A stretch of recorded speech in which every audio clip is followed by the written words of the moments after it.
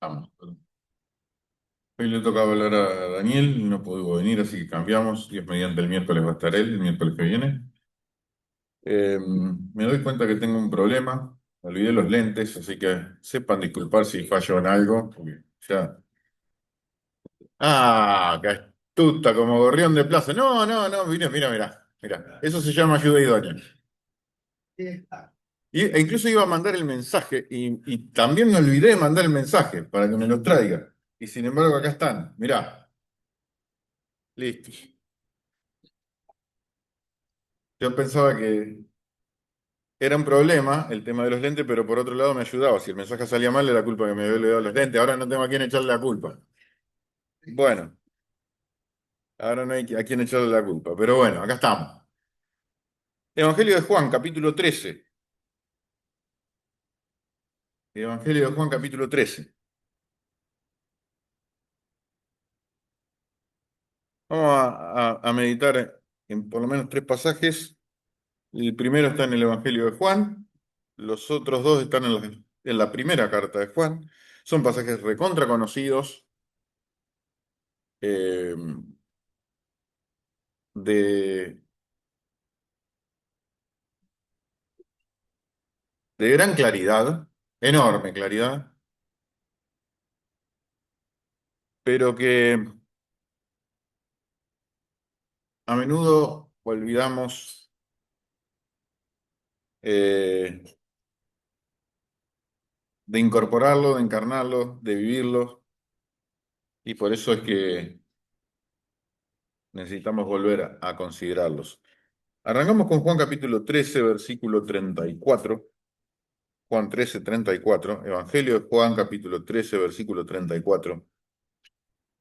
El Señor Jesús le dice a los discípulos, era la noche que fue entregado: un mandamiento nuevo les doy, que se amen los unos a los otros, como yo los he amado. Que también se amen los unos a los otros. Pues en esto conocerán todos que son mis discípulos, si tuvieran amor los unos por los otros. En esto conocerán todos que son mis discípulos, si tuvieran amor los unos por los otros. Vamos a la primera carta de Juan. Primera carta de Juan, capítulo 3, versículo 14. Primera carta de Juan, capítulo 3, versículo 14.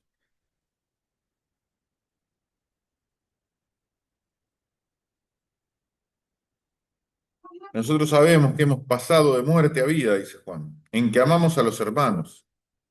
El que no ama a su hermano permanece en muerte. Es gravísimo lo que dice. Terrible, muy serio. El que no ama a su hermano permanece en muerte. Versículo 15. Todo aquel que aborrece a su hermano es homicida, y saben que ningún homicida tiene vida eterna permanente en él. En esto hemos conocido el amor, en que Él puso su vida por nosotros. También nosotros debemos poner nuestras vidas por los hermanos. Pero el que tiene bienes de este mundo y ve a su hermano tener necesidad y cierra contra él su corazón, ¿cómo mora el amor de Dios en él? Hijitos míos, no amemos de palabra ni de lengua, sino de hecho y en verdad. Y el último pasaje ahí mismo en Primera Juan, primera carta de Juan, capítulo 4, versículo 19. Primera Juan, capítulo 4, versículo 19, perdón, versículo 20. Primera Juan 4:20. Si alguno dice yo amo a Dios y aborrece a su hermano, es mentiroso. Si alguno dice yo amo a Dios y aborrece a su hermano, es mentiroso. Pues el que no ama a su hermano, a quien ha visto, ¿cómo puede amar a Dios, a quien no ha visto? Nosotros tenemos este mandamiento de él: el que ama a Dios, ame también a su hermano. Como decíamos, claridad cristalina es la de la enseñanza de estos pasajes. Em, pero pasan los años, pasan los siglos y vemos cómo el enemigo siempre intenta destruir a la iglesia. Y como no, sabemos que el Señor prometió que las puertas del Hades no prevalecerán contra el pueblo de Dios, eh, porque justamente es Dios mismo quien está atrás de su proyecto y de la edificación de su iglesia. La única forma de hacer daño y de evitar que el Evangelio avance y de que los propósitos de Dios se cumplan para las iglesias y para las personas que rodean a los creyentes, la única forma es dañar justamente el interior y el corazón de las congregaciones. Como solemos decir, el mensaje del Evangelio es inmutable, no puede cambiar, es un mensaje perfecto, es un mensaje de salvación, es un mensaje que transforma, es un mensaje que cambia, que hace todas las cosas nuevas, y eso no puede ser cambiado, pero sí puede ser atacado, sí pueden ser atacados los mensajeros. El mensaje es inmutable, los mensajeros son atacables, y cuando los mensajeros son atacados y los mensajeros pierden el foco, el mensaje deja de ser creíble, deja de resultar creíble. Entonces nosotros como mensajeros tenemos la obligación, la necesidad de prestar atención a nuestra vida interior y a nuestra vida de relación en la comunidad, particularmente y especialmente en la comunidad de fieles, porque tenemos una responsabilidad enorme de representar el cuerpo de Cristo en la tierra, de modo tal que las personas verán a Cristo en nosotros o no lo van a ver. Cierto es que siempre está la excusa, ¿no? Y que habrá personas que usarán todo eso como excusa para no responder positivamente al mensaje de Dios, pero eso no quita que los creyentes necesitemos incorporar estas lecciones y estas enseñanzas que, como vemos, resultan tan cristalinas. Eh, y eso no quita, como decíamos, que debamos incorporar estas lecciones y que las debamos vivir plena y completamente. A veces, en muchos casos, aquellos hermanos que son relativamente nuevos en la fe se ven afectados por ello. Satanás dirige sus dardos contra ellos de una manera especial, dado que quien se acerca a la fe y se acerca a una congregación muchas veces se piensa que con total ilusión, se piensa que, bueno, la vida en una congregación es el mundillo perfecto, ¿no? Donde todo funciona, donde todo es color de rosa, donde todos nos amamos. Y esa es un poco la idea de Dios y el deseo de Dios y el objetivo de Dios, pero al pasar el tiempo, nos damos cuenta que eh, la vida en una congregación es un camino de rosas, pero que también tiene espinas, ¿no? Em, claro, quien llega a la fe viene con toda la ilusión y por una cuestión natural y absolutamente nada culpable, empieza a pensar que la amistad en, no sé, en un grupo de una congregación, de un grupo de damas, de un grupo de hombres, de un grupo de jóvenes, de un equipo ministerial, bueno, todo va a funcionar bien y donde nadie nos va a fallar. La realidad después nos cruza y nos hace chocar de frente con que a veces el líder puede fallar, el amigo puede fallar, el pastor puede fallar, el anciano puede fallar. Sabemos que el único que no nos falla es el Señor, pero a veces las fallas de nuestras propias fallas llevan a que muchos piensen, bueno, no, en realidad esto era una farsa, esto era solo una ilusión. Y bueno, eh, finalmente, y muchas veces hasta se llega al punto del apartamiento de la fe. Por supuesto que es importantísimo que se ajusten las expectativas a la realidad. Y eso es necesario que lo enseñemos también, que hagamos énfasis en que los hermanos somos falibles, el Señor es infalible. Por supuesto que eso es necesario y que las expectativas tienen que ajustarse a la realidad y tenemos que ser bien claros cuando enseñamos particularmente a las personas que son nuevas. Pero, como decíamos, eso no quita que tenemos una responsabilidad y sobre todo ante los hermanos más pequeños en la fe. Eh, sabemos que a nadie nos gusta fallarle a nadie, ¿no? Eh, particularmente todos queremos por todos los medios evitar fallarle a alguien y mucho más evitar fallarle a los hermanos, evitar fallarle a los hermanos más pequeños en la fe, como decimos.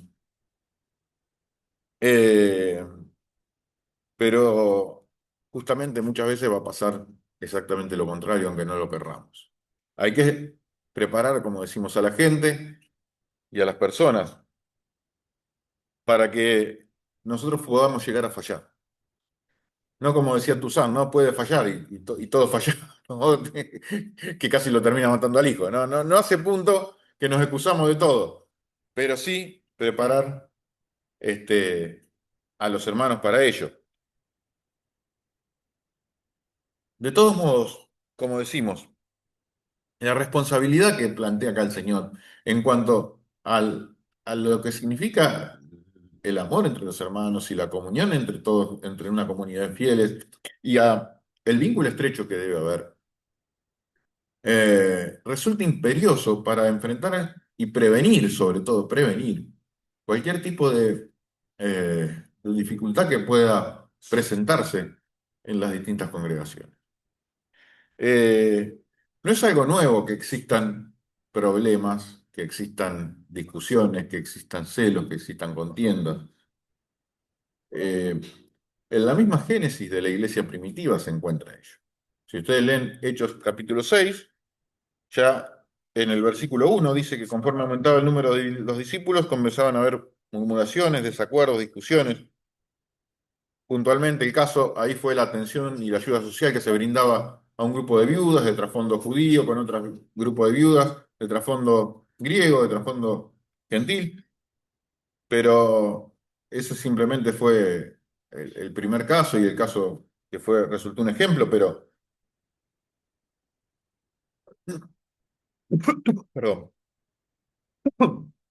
pero a lo largo de la historia esto se ha ido repitiendo, perdón,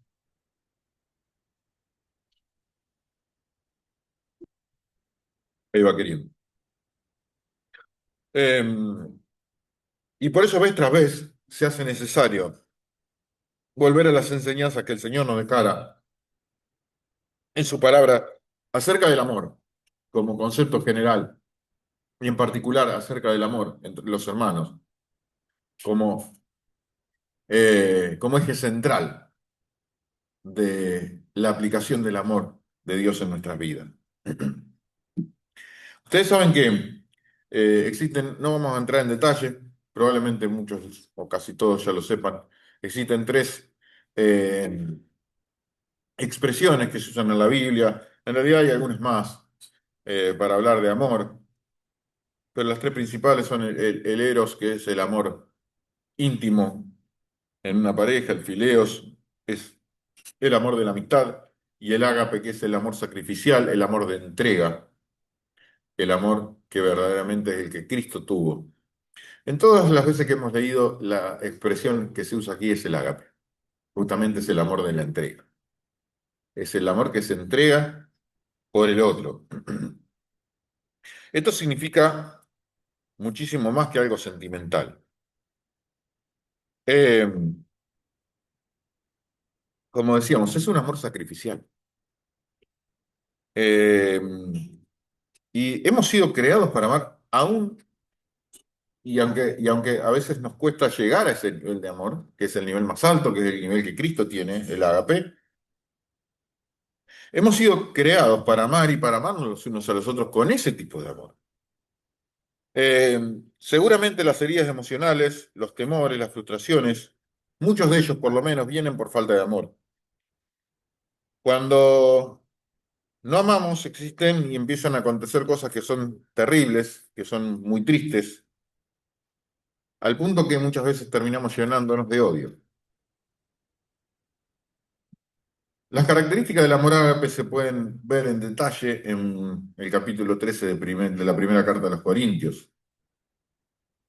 Es un amor paciente, amable, no es egoísta, no es envidioso, no es orgulloso, confía en los demás, no busca su propio interés o recompensa, no es susceptible, no se irrita, no guarda rencor.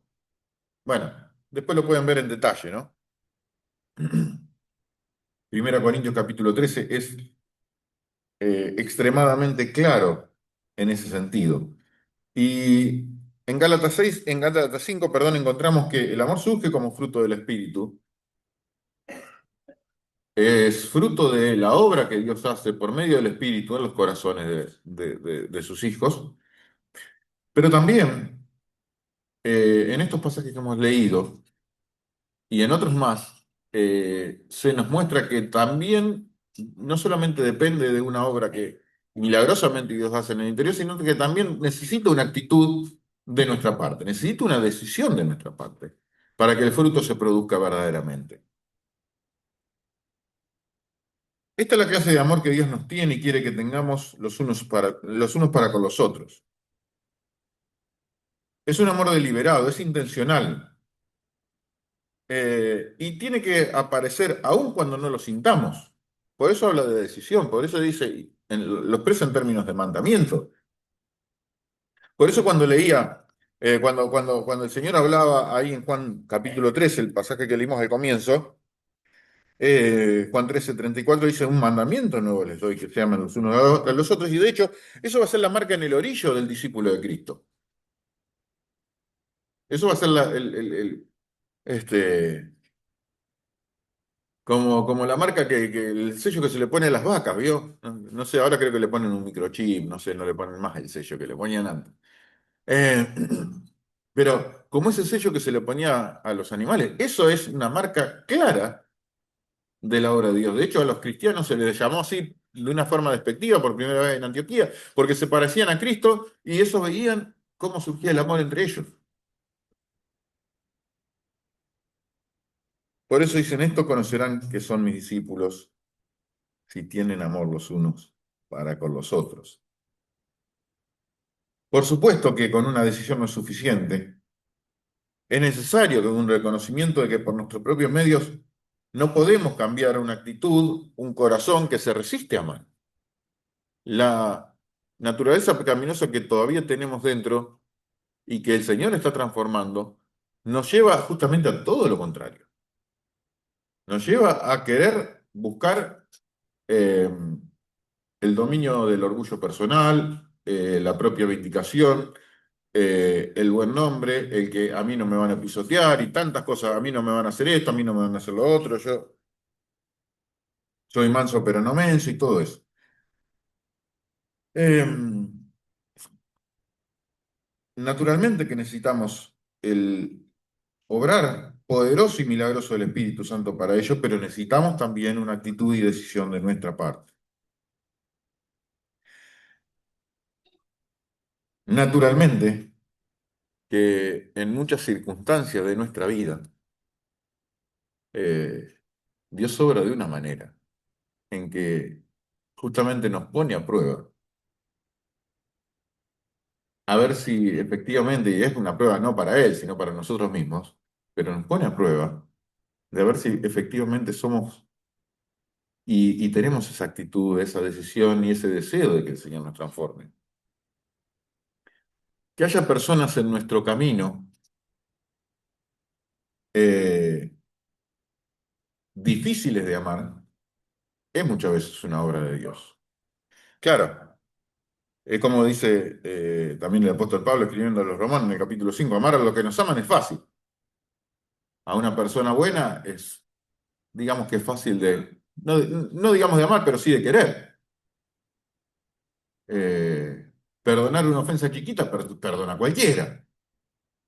Qué sé yo, me pisaste el pie sin querer y sí, te voy a perdonar, bueno, fue sin querer, ya está. Pero una difícil, una brava, ahí es donde se demuestra verdaderamente la presencia del amor de Dios. Claro que no es fácil amar a vecinos complicados, a jefes déspotas, a parientes incómodos, a profesores injustos, a compañeros de escuela que molestan o que acosan, pero lo cierto es que Dios también ama a esas personas y desea que todos nosotros seamos canales de su amor, aún para con esas personas.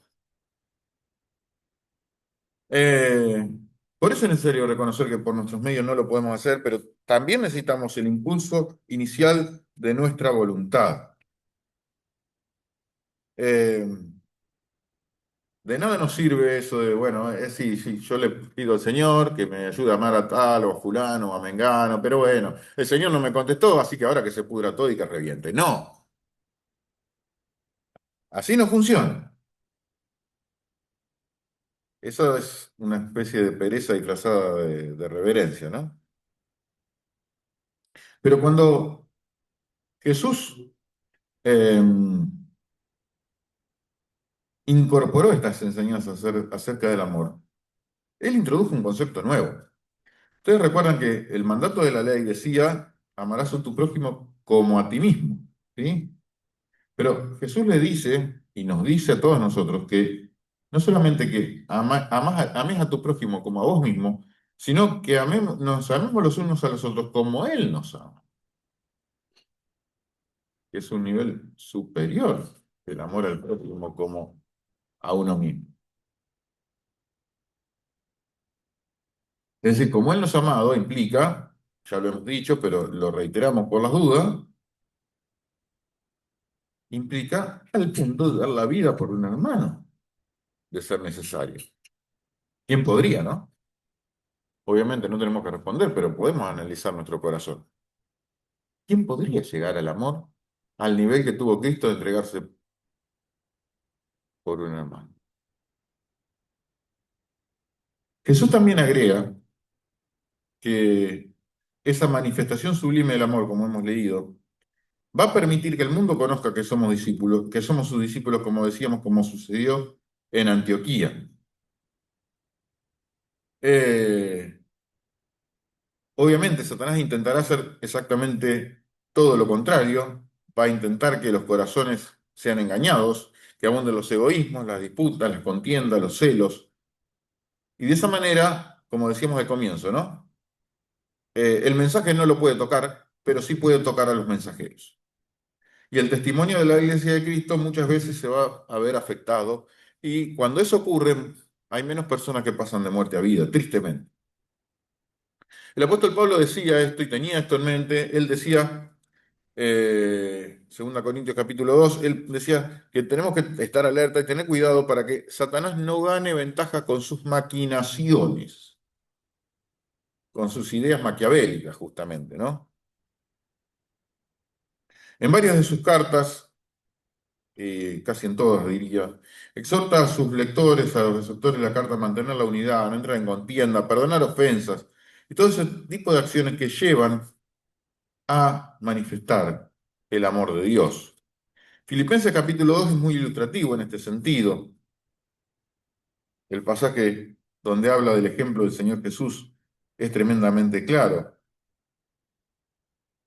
Filipenses capítulo 2 versículo 3 el apóstol le dice, nada hagan por contienda o por vanagloria, antes bien con humildad, estimando cada uno a los demás como superiores al mismo, es decir, la humildad es el primer requisito, el primer elemento que se necesita para resolver cualquier tipo de contienda que se pueda presentar.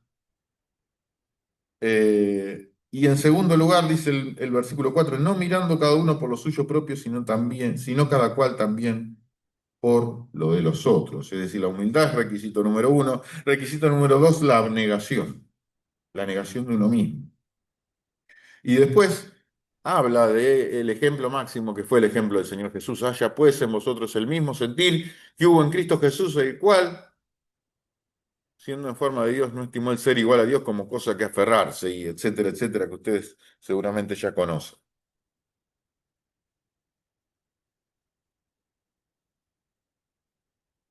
Claro que necesitamos la obra del Espíritu. Claro que necesitamos también nuestra decisión. Es necesario que nos pongamos a orar, a interceder, a clamar. Eh, Aún antes que una disputa se presente y se llegue a presentar con mucho más énfasis aún.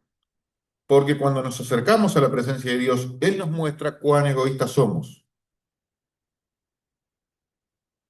Cuando nos ponemos bajo una luz clara, quedan en evidencia las manchas que hay.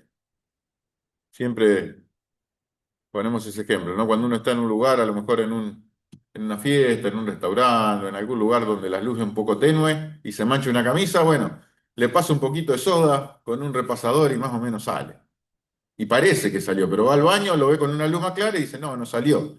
Le pasa otro poquito de jabón con un poquito de agua y salió. Y quedó bien. Y con luz artificial también se ve bien. Pero cuando lo ponemos al otro día con la luz del sol y las manchas se ven. Bueno, así es la presencia de Dios.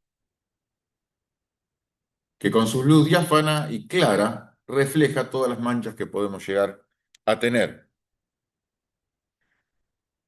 El Señor, como decíamos, cuando nos acercamos a su presencia, nos muestra cuán egoístas somos, pero también nos da el poder para que se corrija ese egoísmo y de esa manera permite que actuemos con una humildad real, ya que no soy yo quien actúa, sino que es Cristo en mí.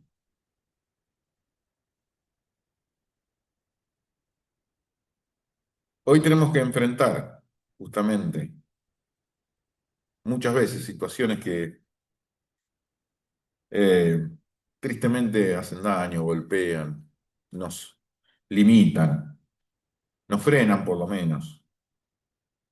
Eh,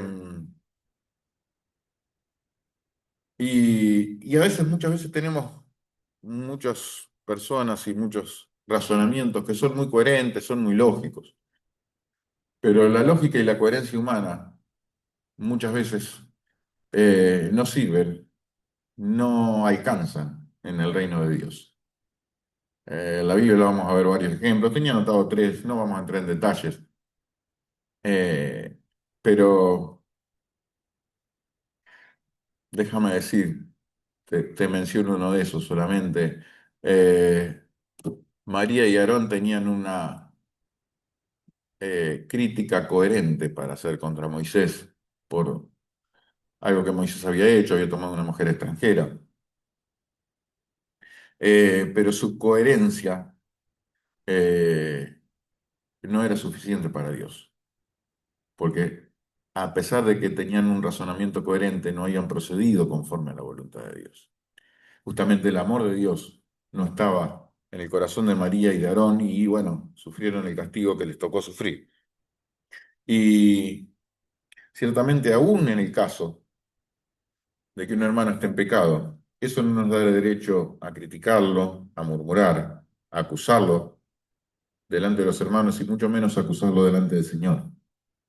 Eh, la primera carta de Pedro, él dice, incluso tomando un pasaje de Proverbios capítulo 10, el apóstol Pedro menciona con gran claridad en el capítulo 4 versículo 8 de su primera carta, dice, ante todo, tengan entre vosotros ferviente amor, porque el amor cubrirá multitud de pecados.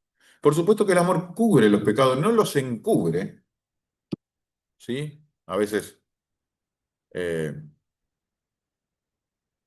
queremos excedernos de lo que Dios nos pide y, y justamente nos pasamos para el otro lado. Como decíamos, el amor cubre pero no encubre el pecado del hermano, pero sí procura la paz y busca excusar la falta de los demás. Eh, la falta se excusa tanto como puede ser excusada. Eh, Cuando el hecho no se puede negar, se tiende a pensar que no hubo mala intención, se tiende a pensar que puede ser un descuido, y aun cuando se compruebe que hubo mala intención, hay disposición a perdonar una y otra vez, para guardar de la vergüenza pública, para guardar de la crítica, para guardar de la destrucción al hermano. En el libro de Gálatas, en el capítulo 6, hay un pasaje muy claro que siempre hacemos referencia cada vez que hablamos de este tipo de cosas. En Gálatas capítulo 6, en el versículo 1, el apóstol les dice, hermanos, si alguno fuere sorprendido en alguna falta, ustedes que son espirituales, restáurenle con espíritu de mansedumbre, considerándose a sí mismo, no sea que vos también seas tentado. Si alguno fuere sorprendido en alguna falta, y ahí ya no hay excusa, ahí ya la falta es indudable, ahí está todo comprobado, ahí está todo claro. Hay dos cuestiones a las cuales hay que prestarle atención. Una, fundamental, la restauración del hermano. Dos, central también, el autoexamen. Considerate a vos mismo, no sé que vos también seas tentado a pasar por la misma situación que está pasando el hermano. Conclusión, es hora de poner en práctica las enseñanzas que el Señor nos ha dejado, particularmente en estas cuestiones referidas al amor a los hermanos. No demos lugar al diablo, maltratando, menospreciando. Por supuesto que si estamos dispuestos, Él se compromete a hacer lo necesario para que practiquemos su amor y de esa única manera el mundo pueda conocer que somos sus discípulos, el mundo pueda conocer que Él es la única esperanza, el mundo pueda ver mensajeros consistentes con un mensaje inmutable, poderoso y transformador. Amén. ¿Oramos? Te agradecemos, Señor, por este tiempo, por este momento. Gracias por tu palabra, porque, Señor, nos muestra con claridad diáfana cuál es tu deseo, cuál es tu voluntad, cuál es tu perfecta voluntad para nuestra vida, para nuestro diario andar, para nuestro diario vivir, para nuestro trato, para nuestros vínculos, nuestras relaciones interpersonales.